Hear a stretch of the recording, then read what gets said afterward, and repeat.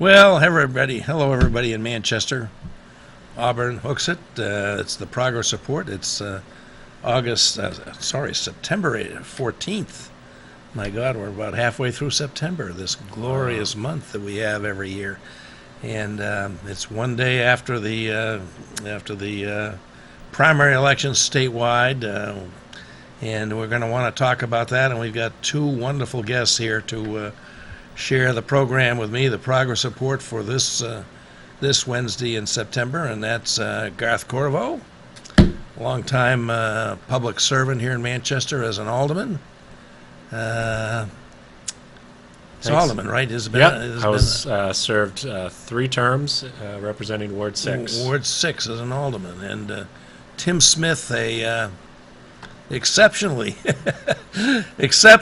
able and interesting member of the New Hampshire House. Slander and lies. Yeah, slander and lies. Well, I'm sticking with it anyway. Who was running for re-election to how many terms will this be, Tim? This will be my 3rd, assuming the voters hire me again. Yeah, me too. So we will share that if it all works out well.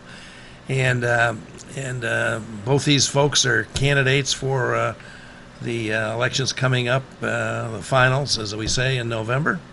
And they had interesting races. They'll have interesting to comment on things to say about the races, so we want to talk about that. And as always, we welcome participation from our viewers, 413-0223, if you want to join in.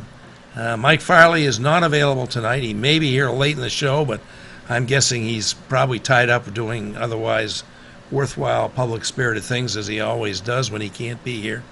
So that's what we're gonna talk about. The preliminaries are over. The finals loom ahead. It's only 8 weeks. 8 weeks till the final election. We elect a president. We elect a governor. We elect a U.S. senator. We elect both House members to the U.S. Congress. We elect all members of the New Hampshire House. God Almighty, it's 400, and we elect 24 state senators. And the council. And the Executive Council, which is a unique and a very important part of our government system here in New Hampshire. And all the counties. And all the counties, county positions, right. Everything above the municipal level. We recycle everyone every 2 years. We do. We don't have term limits, but we certainly have a lot of elections. And every 2 years you can throw everybody out except our U.S. senators, who under the U.S. Constitution get to have a 6-year term. But that's it. Everybody else has a 2-year term here in New Hampshire. And so that's the situation. And now that the Labor Day has come and gone, we've had the primary. I think people are really going to get into it. So, Garth, let me start with you. You're running for to be our county attorney in Hillsborough County. I am, yes. And you are a lawyer. I am, yes. I guess, is that a requirement for the job? Do you know? That's a good question. I would assume so. Yeah. But you know what? I guess if you... I don't know the answer, although I imagine if you just wanted to be an administrator, maybe there's a way around it. I don't know. Because we've had county attorneys that have been trial lawyers and tried a lot of cases, and we have had county attorneys who've done an excellent job by supervising a professional litigation staff. Yep. How do you see yourself fitting in that role? A little, probably somewhere in the middle, to be honest with you. Look, the county attorney's office has a lot of seasoned, experienced career prosecutors, and so it's their job and it's their expertise to try these cases. I think should the voters elect me, I think my plan would be pretty much along the lines of helping the staff out. If there's a big, caseload, obviously contributing, people on leave, people on vacation, sickness, doing what I can to pitch in. Mm-hmm. But in terms of being a full-time criminal trial lawyer, that's what those people are there to do, and they do it very well. And they have some excellent people there. They do. I know I've dealt with some of them, and they have a very skilled professional staff to litigate these cases. What does the county attorney do for the people of the Hillsborough County? The county attorney is the top law enforcement position for Hillsborough County. So sort of the interesting thing about it is Hillsborough County is, population-wise, is a third of the state. It's over 400,000 people. It's the two biggest cities of Manchester and Nashua, Right. as well as 27 towns. So, so it's actually a position that has a lot of impact on the criminal justice system for nearly 1/3 of our state. When And people the- ask and the me c- exactly what the county attorney does, because a lot of people have heard of it, but they say, "Well, what's the county attorney?" And the easiest way I've come up with it for people not in the legal field to understand, because everyone has seen the show, everyone has seen Law and Order. Right. So Jack McCoy on Law and Order, the district attorney, who for what a decade or more on that show, that is our version of the county attorney. Is essentially it's a district attorney position, but obviously we break our state down by counties, so it's at the county level, and it's the county attorney. And the county attorney is responsible for prosecuting, with the assistance of our police forces and our sheriffs, all felonies in the county that end up going to trial or just handling Short the of case. murder, right. Short of murder. If That's it's a right. murder case, it's going to be the New Hampshire Attorney That's right. General will be involved. That's right. But sometimes with the county attorney participating. That's true too. Yep. Yeah, yeah. Absolutely. Yeah. So it's look, it's a position that works very closely with the legal community, very closely with the law enforcement community. It's actually really an incredibly important position, and that's part of my challenge to articulate to the voters is, look, it's toward the bottom of your ballot. It's I think one of the final 3 or 4 things you're gonna, if you go all the way down the ballot, you're gonna vote on. But in terms of the quality of our criminal justice system for people in Manchester and Nashua and our suburbs, there's very few positions that are almost as important. And most criminal cases don't end up going to trial. Most are resolved right. by some agreement for a plea agreement of some sort. If you become county attorney, will it be your responsibility to accept any plea agreement recommended by the prosecutors? You'll have the ultimate responsibility to say, Yes. I can accept this, and you're going to do so That- much in time or so much in probation, or we're gonna try the case. That's correct. Yeah. And in fact, well, people have very different opinions on how well that is done. But look, certainly the vast majority of cases absolutely never go to trial. And then that's a good thing. If they did, then nothing would ever get done. Well, the system would absolutely break down. It absolutely We would. don't have enough judges. We don't have courtrooms. We don't have enough juries. That's right. It's backlog as it is. Yeah. Yeah. Look, it's a balancing act. I know that there are people in the law enforcement community that would like to see, some of their really important cases they put a lot of blood, sweat, and tears in, more often go to trial, and perhaps that should be done more often. I've certainly been hearing that. But look, most cases you're relying on the prosecutors who do this for a living, Yeah. to exercise their best judgment. There's no question about that. We have, of course, a county attorney right now, as we always Right. do. It seems in Hillsborough County it's kind of flipped back and forth Sure has. recently between the election cycles, but we have a county attorney right now, and he's seeking re-election, we know. Mm-hmm. And seems like the signs I see, he's actually making an effort to retain his job. What is the reason you think he needs to be replaced? Yeah, for those who don't know, the incumbent county attorney, from what I understand, survived his primary yesterday. Dennis Hogan. He was first elected in the Tea Party year, 2010. Was bounced out in 2012, then tried again in 2014 and got back in. So now he's back at. So I guess this is his 4th time running, Yeah. and he's won twice. So. Look, my issue with Attorney Hogan primarily comes down to mostly one thing. which is the heroin and opioid epidemic. Right. That's really just really detrimentally impacting Manchester especially. But look, I've spent a lot of time in Nashua. It's hitting there, and it's hitting there hard too. And for those who don't know, the vast majority of opioid overdoses we see here in Manchester occur with people who actually aren't residents of Manchester. They live in the surrounding communities, much of southern New Hampshire. So to say that this is just a Manchester issue, which I know some people say, or just a Manchester and Nashua issue, simply isn't the case.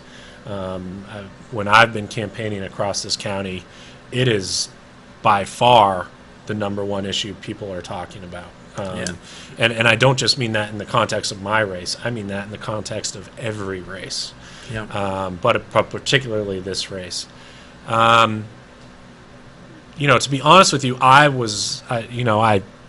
just wrapped up my time as an alderman. It hasn't been very long. I wasn't planning on running for office this year, or didn't really have any plan to get back into the political arena right away. But I've throughout we had just had a child right after Christmas, and I was really have been enjoying fatherhood quite a bit, and spending more time at home and not having to deal with the headaches of City Hall. And I don't mean the constituents; I mean the politics of Manchester City Hall. So I was kind of enjoying myself, and some people started talking to me and saying, "Look, this is every year you hear that, every 4 years you hear this is the biggest election of our lifetime," and but I think this one probably actually is. I tend to think you're right. I really feel that's true. Yeah, true. and I really believe that too. And enough people started coming up to me saying, "Please consider getting back involved. We don't want to just lose you from the process, and see you walk away. See if you can get back involved." And hearing that enough, I started talking with Kate, and she was like, "Well, what are you passionate about?" And what I am passionate about, and what the one issue I would like to have continued working on as an alderman is the heroin and opioid epidemic. It was. Look, this issue's been going on about a year and a half now in terms of being a major issue, and so that's the part of not being an alderman I've missed, is not being able to be part of addressing this in a an active way. So as I thought about it, I said, that's the issue I would want to really be a part of addressing. And as we thought about it and talked with some people in the community, the county attorney race came up repeatedly. I think whether or not you have to be an attorney, I think most people think you should be an attorney. And you are. And I am. Yeah, I've been practicing law, I think, about 11 years now. And I think the other interesting thing look, my approach to this is a lot of past county attorneys have worked as assistant county attorneys or deputy county attorneys, or they've been full-time criminal trial lawyers, all sorts of things like that. My experience, I do. And some have not too. And some have not. And I am someone. I think Bob Waltz III, who was a county yeah. attorney for one term. Yeah. I don't think he had the career in criminal. Look, my experience. Yeah, my experience coming into this isn't just as an attorney, but it is working on these issues the past 6 years here in Manchester. And what we're seeing in Manchester, in my opinion, in our criminal justice system overall, but especially in regards to the heroin epidemic, is unacceptable. What initially even put the inkling in the back of my head of when I realized how unacceptable it was, and this was over a year ago, I think closer to a year and a half ago, when all of us, no matter what party in Manchester, at Manchester City Hall, said we need a drug court. And we went to the county and we said, you're sitting on, I think it was a $4 or $5 million surplus Right. at that I time. remember that well. And we said, this is devastating our community. Hundreds of people are losing their lives. And the longer we wait to address it, the more people that are going to die. And that was not a partisan issue. That was a community issue. Right. And look, the county did not decide to go forward with the drug court. There still, by the way, folks, is not a drug court in Manchester. But we Of have all one places. coming, don't we? Isn't it now? Well, yes, the state, it's been signed into law. Yeah. There's essentially what's holding it up now, in my understanding, is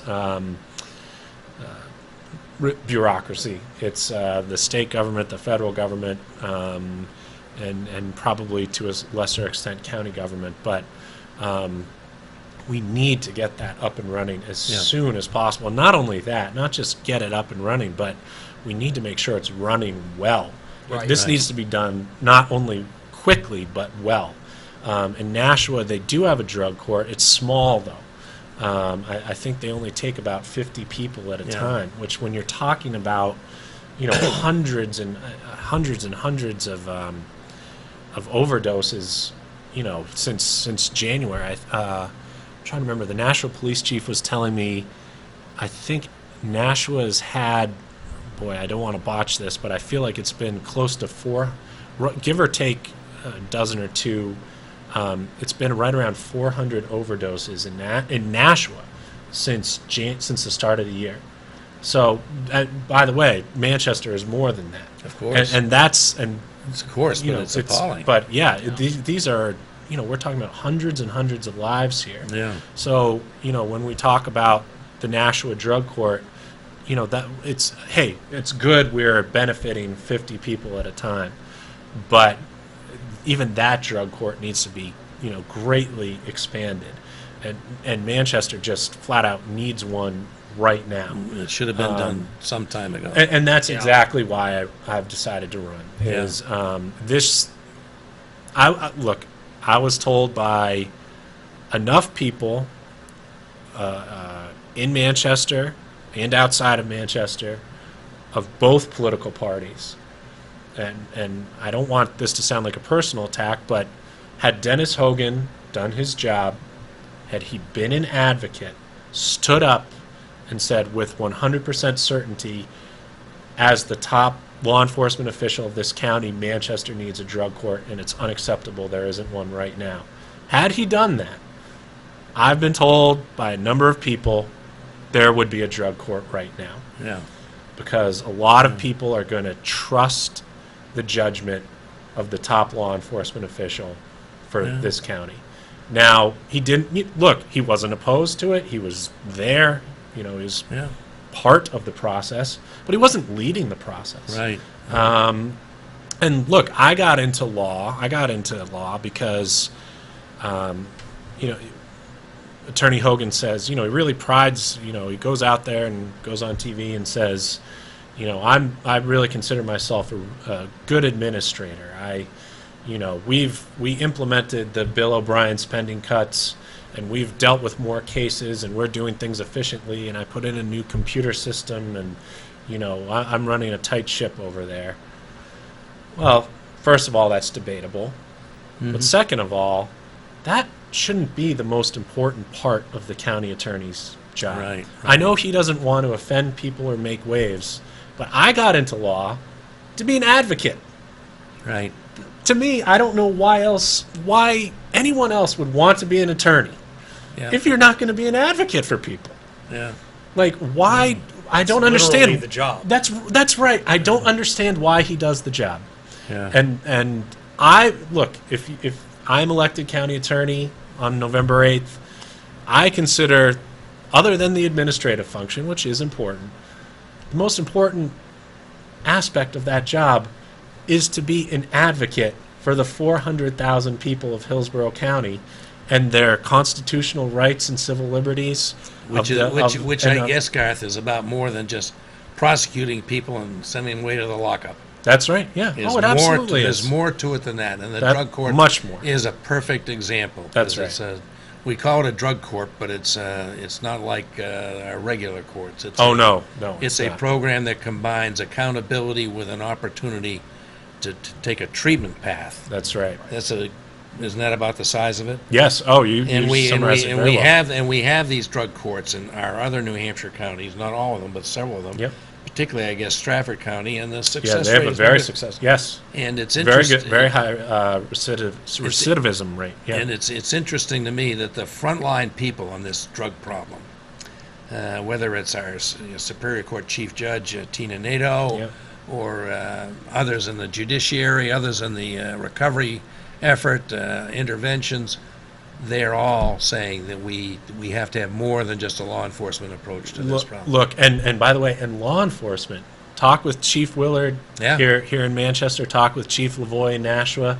They will both tell you it works. Yeah. As the chiefs of police of the two largest cities in our state, they say if it wasn't for Chief Lavoie in Nashua has said if it wasn't for this drug court, which is small and just getting going in Nashua, he can't imagine how bad things would be. Yeah. And we're seeing in Manchester right now how bad things are because Dennis Hogan didn't fight for a drug court.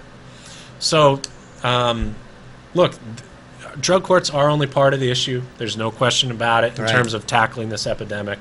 There has to be a multifaceted approach at all levels of government and at all levels of the community, local, county, state, federal, all public health, law enforcement.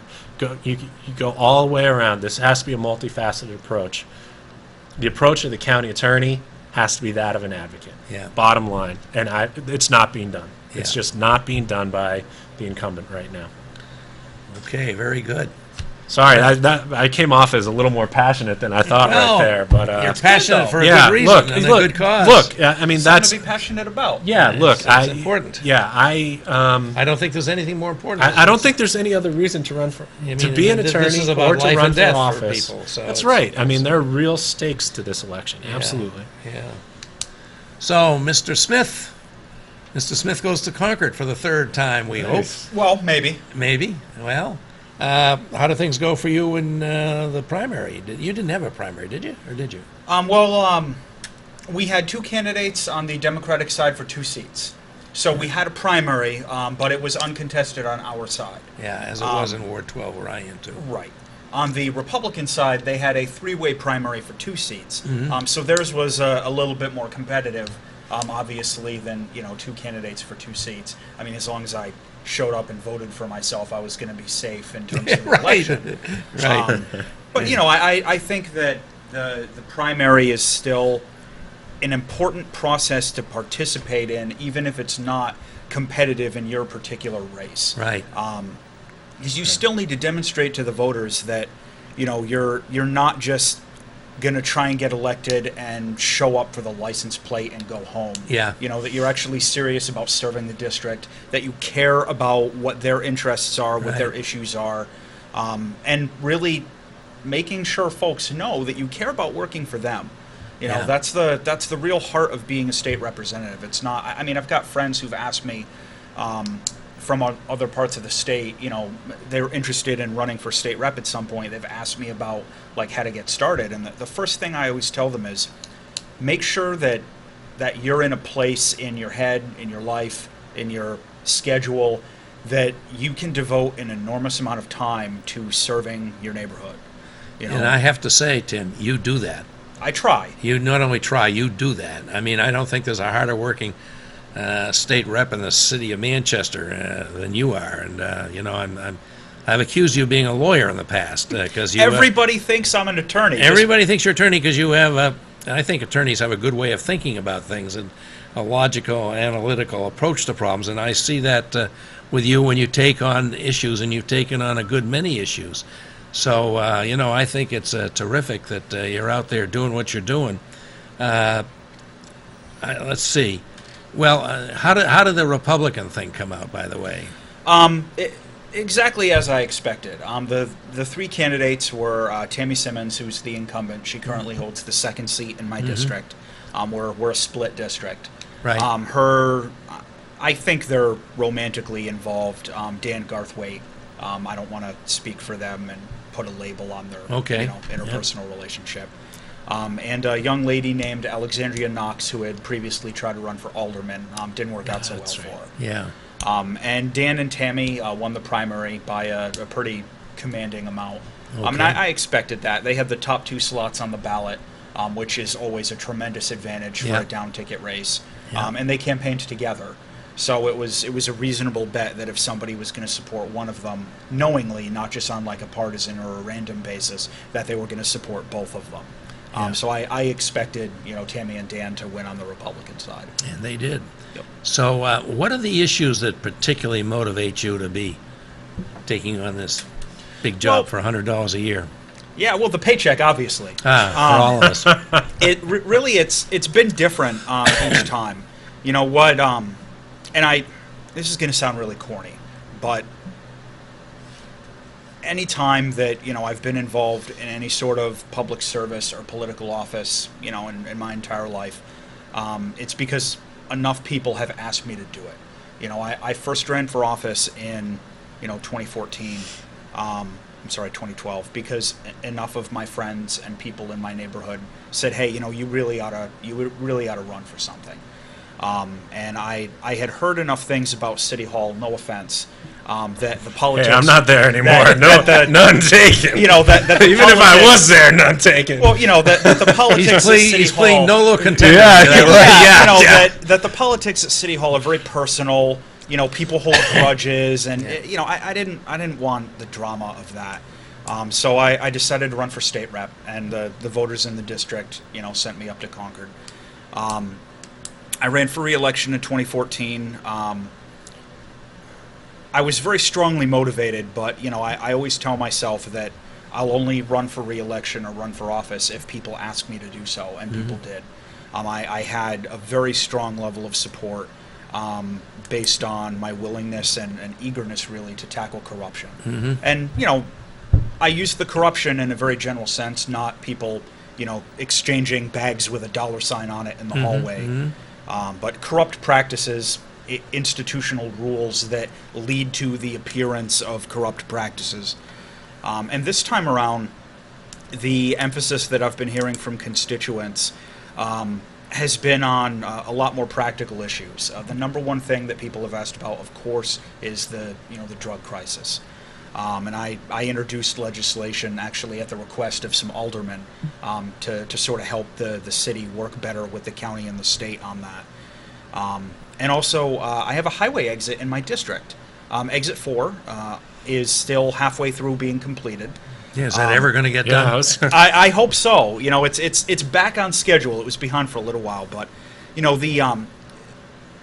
I try really hard not to do any campaigning that's negative or to talk about the other party in a non-flattering light. I like to let people do their own research, but I have to say that I was disappointed in how the other side has handled our highway funding, very much so. You remember from a couple terms ago, we passed that controversial at the time increase to the gasoline tax. Yeah, lousy 4.3 cents per gallon. Right, and At a time when gas prices were low Right. and heading lower. right. So nobody even noticed it. Everyone told us that the sky was going to fall, that the economy was going to collapse because no one was going to be able to afford to drive their cars anymore. Gas was going to go up to $8 a gallon if we increased the tax by 4 cents. You heard the floor speeches; it was ridiculous. Yeah. And by the way, gas is $1.93 a gallon right now. And that bill, that funding, directly funded rebuilding the highway, and it directly funded rebuilding Exit 4 in my district. And it Oh, appalled me. really? I thought that came out of the highway tolls. 'cause Well, that's it a was toll a highway. mix of funding, Okay. but it was Okay. a good portion. It was an important part of it then. Yeah, and I fought really hard for that. And there was a bill that was, there were Manchester Republicans who put their name on this bill. There was a bill this session to try and repeal the gas tax that would have taken away a bunch of that funding and left the work half done. Like the crews would have just gone home at the end of June and crazy. left the exit Absolutely with crazy. the northbound ramp closed, Yeah. like indefinitely. I mean, that's reckless and incredibly irresponsible. You can't do that. Yeah. So that's when I saw that, in my opinion, and the opinion of a lot of constituents, the representatives from Manchester on the other side weren't really doing a very effective job of representing the city's interest in the legislature. That was a strong motivation for me to, pay my $2 at City Hall and file again. A lot of people in both parties, it's not a partisan thing, but a lot of people in both parties, they get to Concord and they think it's their job to push a particular agenda. Maybe they're really involved with the environmental movement. Maybe they're really involved in like the Tea Party movement. Whatever their thing is, they think that their role as a state representative is to push this ideological agenda forward, and it's really not. It's to serve your district. And I try really hard to take that seriously. Yeah, I do find the ideological rigidity of certain people, I think almost entirely on the other side of the aisle, is the most distressing thing that I experienced there. That the people come in and they testify before our committees. I'm sure you've had this experience, and the testimony will be overwhelming. But then there's an ideological thing that we can't do this because it involves spending some money on something. Even though maybe the spending of the money is going to lower costs in the reasonably near future. But that's the kind of thing that drives me nuts. Let me throw a specific example out there, and coming from a legal background, you guys will appreciate this. A small faction of the GOP caucus up in Manchester, they really have their heart set on this discredited constitutional interpretation called nullification. It's this legal theory from the early 1800s that a state legislature can override federal law. This has been routinely rejected by the judicial branch at every level of government, state and federal. Well, I think it's kind of rejected by the Civil War. Yeah, that whole thing in the 1800s. I seem to remember that didn't work out so well for the states' rights side. Yeah. There were Supreme Court cases that dealt with this issue very directly, as recently as the Civil Rights era. Right.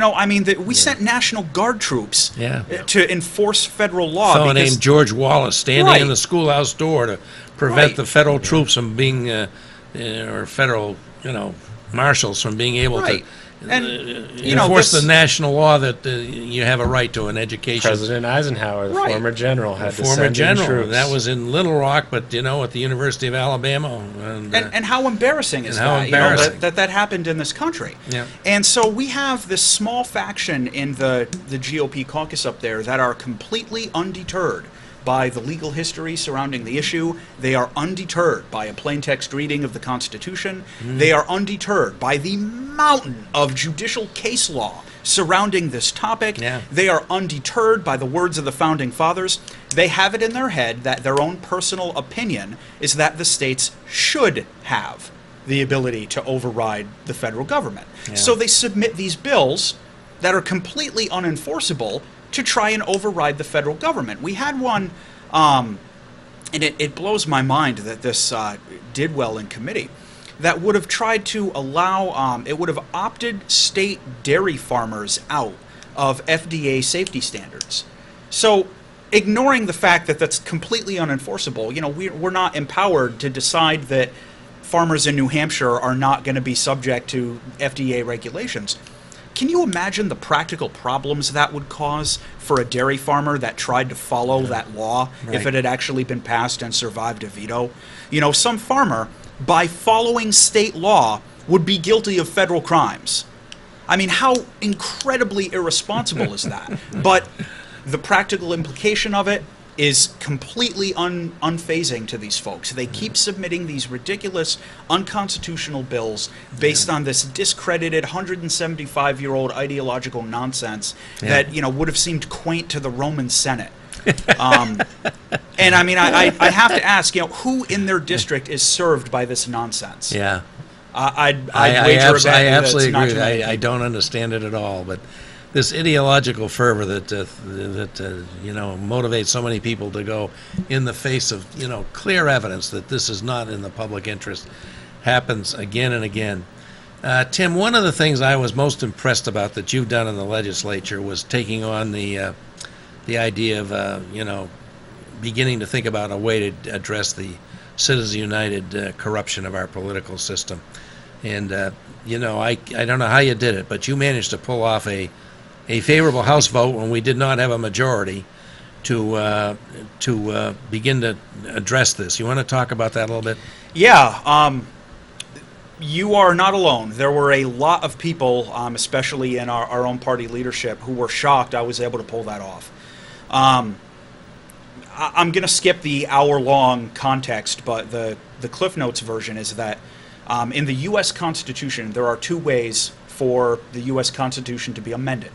There are two paths. One of them is to have a member of Congress introduce a constitutional amendment as a bill in the federal legislature, usually the Senate, and it'll pass both chambers and then get sent to the states for ratification.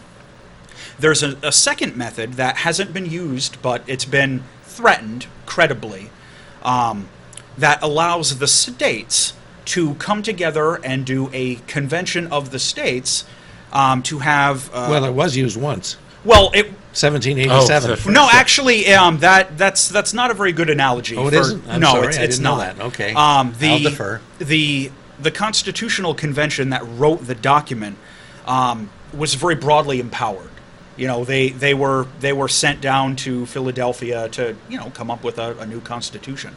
A convention under Article 5 is very limited in scope. It's only empowered to come up with an amendment, or maybe two amendments, on a very narrow topic, and then send them back out to the states to get ratified normally. Mm-hmm. So, if enough states were to pass an application to say, we want to do an amendment about blue jeans, and put blue jeans in the U.S. Constitution, if enough states submit that to D.C., then D.C. has to, their role in the process is to, reserve a hotel banquet hall. It's an administrative role, not a participatory role. And the states send delegates and maybe draft an amendment, maybe don't. Maybe it's deadlocked and no amendment comes out of it, but the opportunity is there to try. And then they send that back to the states to get ratified through the normal process. And the conservatives have been, eager to do this because they want to use this as a way to rein in the federal government. We've seen so-called balanced budget. Yeah, we've seen them trying to do this with a balanced budget amendment. So over the last couple of years, a number of progressive legislators and activism groups around the country realized, hey, wait a minute, we can do the same thing, but do it for campaign finance. If Congress in D.C. is completely unwilling to stop their own corruption, the Founding Fathers were geniuses and gave us a way to fix it. They put that second clause in Article 5 in the Constitution, if you read the Federalist Papers, specifically in case Congress itself ever became too corrupt to fix its own problems. Sort of where we're at. Yeah, it was a check and balance. So I submitted a bill, and it's been submitted a couple of times and gone back and forth. As you can imagine, it's not a very well understood area of constitutional minutia. I've had trouble advocating for it in the legislature just because people have no idea what it is. I got to be polite when I say this, but the majority of legislators are not very well versed in the Constitution, either the federal or the state. Although they enjoy invoking it on the floor. They enjoy invoking individual sentences while ignoring 99% of the document. Right. And so I actually, this year, I was able to get my resolution passed in the House. It failed in the Senate with procedural votes. Mm-hmm. Then it was reintroduced in the Senate, passed in the Senate, and came back to the House. We ran up against some logistic problems. It got brought to the floor at the end of the night at like 10 p.m. Right. The night of the deadline. Everyone wanted to go home and got put on the table. Yeah. I had the help of some high-powered activists, and we made calls and talked to people in the hallway over the course of the week. And the next week, after the deadline had passed, we actually got the Republican who put it on the table to go up and make the floor motion to take it off the table, and we got the votes to do that. We got the votes for the floor motion to skip the hour-long filibuster debate that a couple of opponents were going to try and put forward, and we actually got a majority vote on the bill. But because we were past the deadline, we needed a 2/3 supermajority to pass it, and we fell just a couple of votes short. Well, that's an outstanding result. Yeah, I mean, just to get that you deserve majority. all sorts of accolades for getting that far with this thing, which, Not easy. It's not. It's not not easy. It's not a popular It's issue. arcane, and it gets into people's, real ideology again, and their belief about things. So, I mean, it's just really amazing that you got as far with this as you did. And I imagine you're not giving up. You're going to keep going, aren't you? Yeah, I hope to try again this year Okay. or Well, next year. we'll look forward. I don't think there's anything more basic to, restoring our democracy to what we intended it to be than this.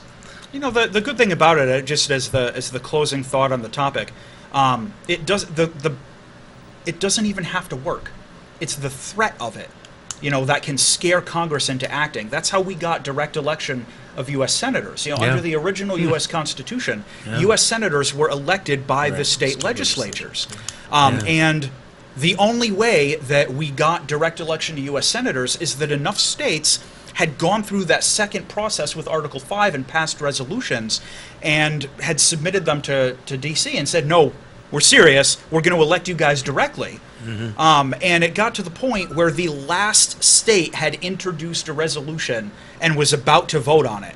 And Congress immediately surrendered and said, okay, fine, we'll do it. Because they didn't. That's an interesting piece of It is, history. I because don't think I they knew didn't that. want to take the chance of an amendment getting passed that they didn't write. Yeah. They didn't want to take the chance that they wouldn't be the ones to write the amendment. Yeah. So, sometimes all you have to do is threaten them with the stick and you get what you want. Yeah. Wow. Pretty darn interesting. It is. Well, he's amazing, isn't he? Yeah, I He's- definitely I did not know that. He is. Yeah. I guess he's a gentleman, but I sure know he's a scholar.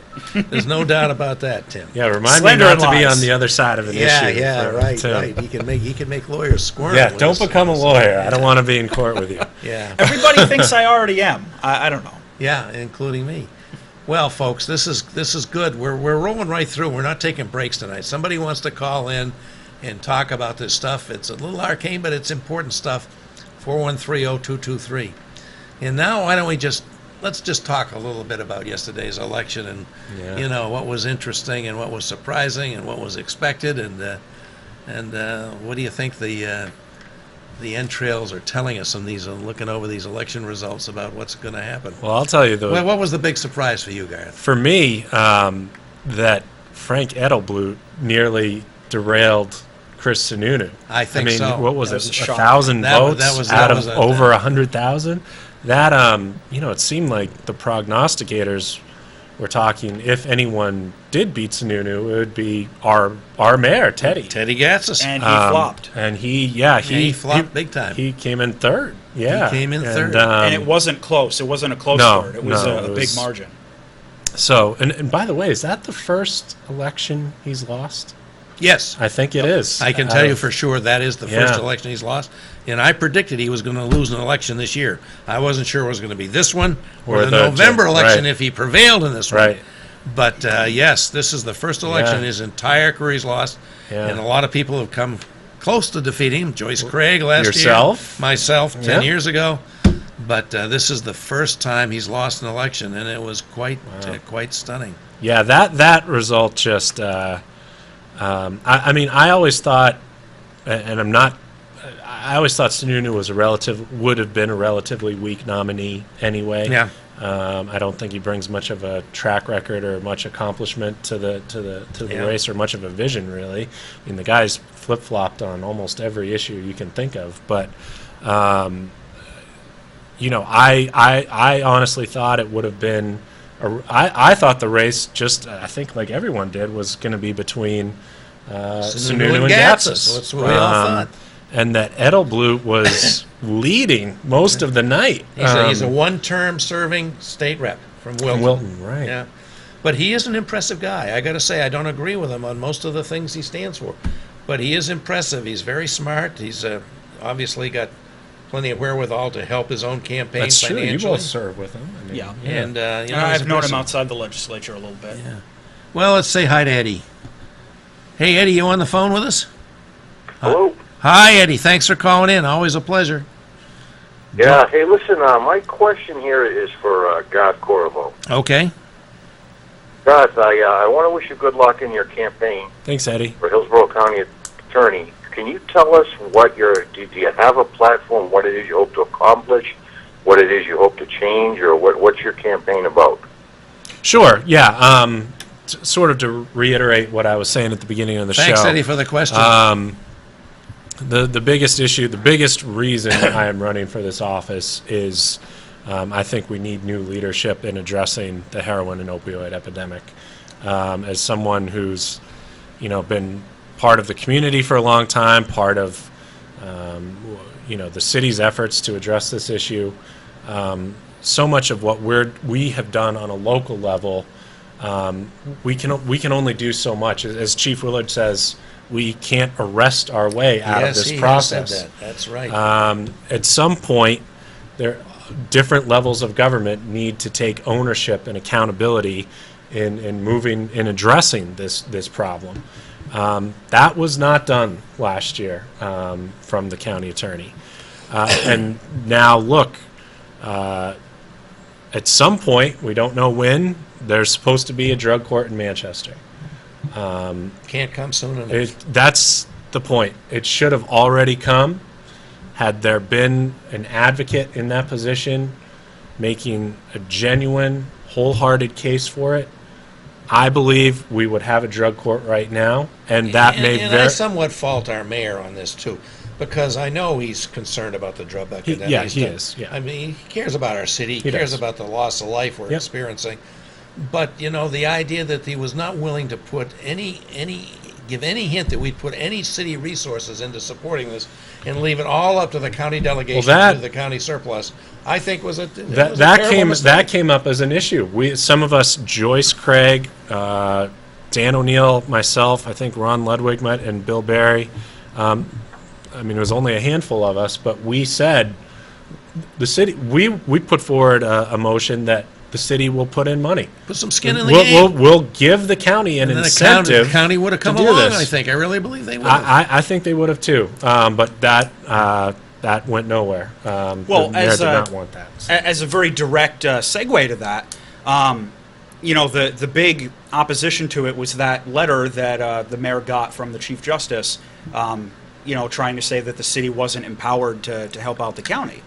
I saw that and decided what a better opportunity to serve the city than to resolve that loophole. Right. And wrote a bill and passed it. It was signed into law by the governor a few months ago. Oh, yeah. Going forward, that's not going to be a problem. Cities and towns are now directly... I'd forgotten that, but that's Yep. another good thing that Yep. you did. Cities yes. Excellent. cities and Yep. towns are now directly empowered with a specific line item to contribute manpower, resources, facilities, and funding to county or state level programs in times of emergency.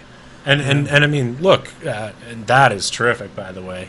But look, the fact that, at the county level of government, that this did not happen, and that the chief county law officer did not make this happen.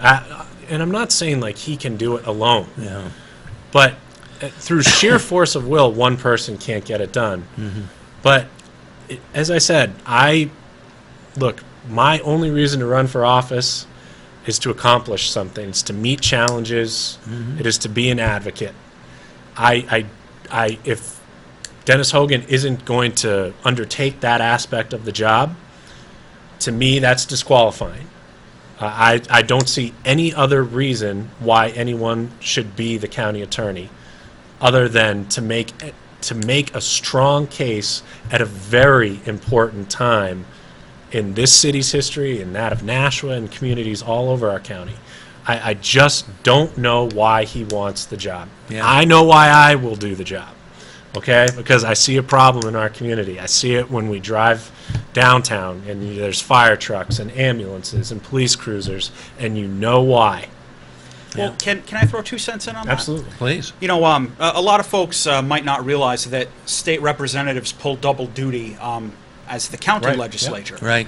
And I agree with you completely. I heard nothing from the county attorney's office in terms of any advocacy or lobbying, not Yeah. even a phone call, not a Yeah. letter, not an email, Yeah. leading up to the county vote on the drug court. Right.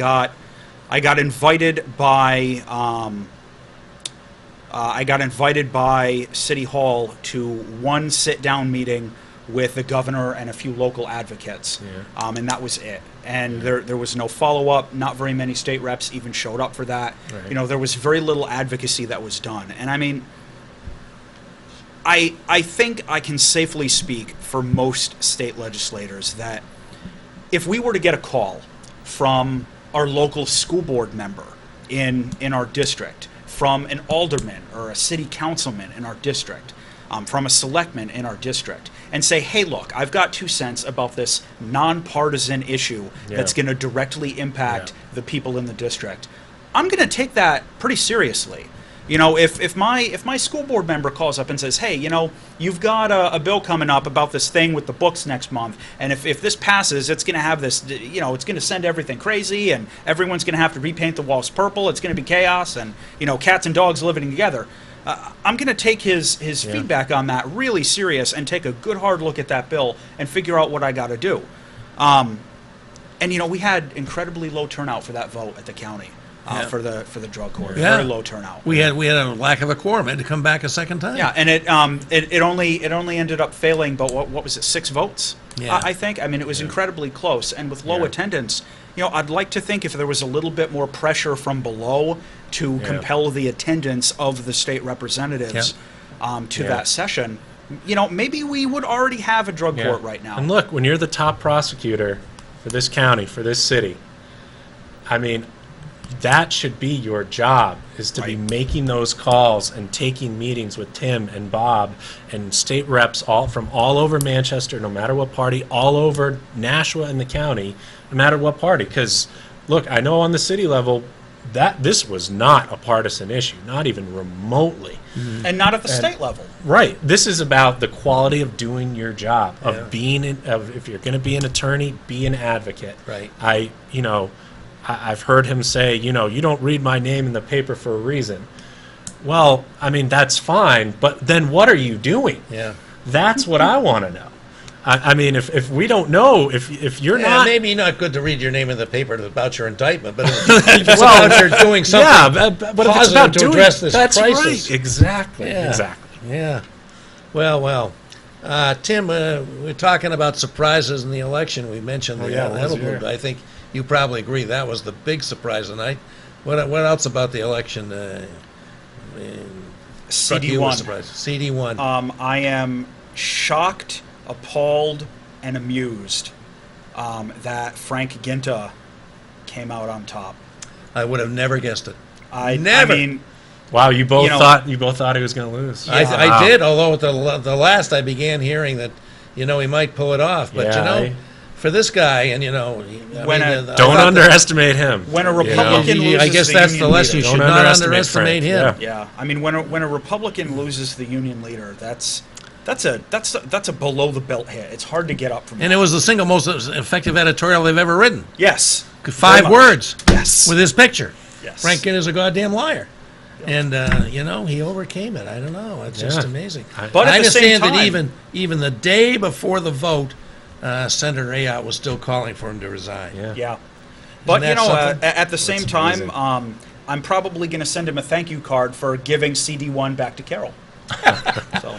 Well, I hope you're right. We'll check on that. But I should also mention one other race really quickly. I mean, the following show, my former colleague Alderman Levasseur is going to be taking on Chris Pappas. That was a very close race. A very close race. And a former law school classmate of mine who's on the school board, Ross Terrio, won his primary by 5 votes. Yeah. 5 votes. It pays to vote, for the folks. state Sometimes these Senate. are very Boy, close races. Sure does. We had a number of them. We've had state reps win or lose their primary by 1 vote. Wow. It My happens. good friend Rennie Cushing had a tie vote. Hey, next week, folks, we're done, folks. Thank you guys for coming. Thank you. Next week, we'll have Senator Donna Soucy here with us. She's a very impressive campaigner and state senator, and she's got, we now know who her opponent's going to be. That's right. So we'll have her on next week, and join us again, and I hope next week we'll get some calls from folks, and thanks, Eddie, for calling. We'll be back with another edition of the Progress Report with Mike Farley next to me next week. Take care, everybody.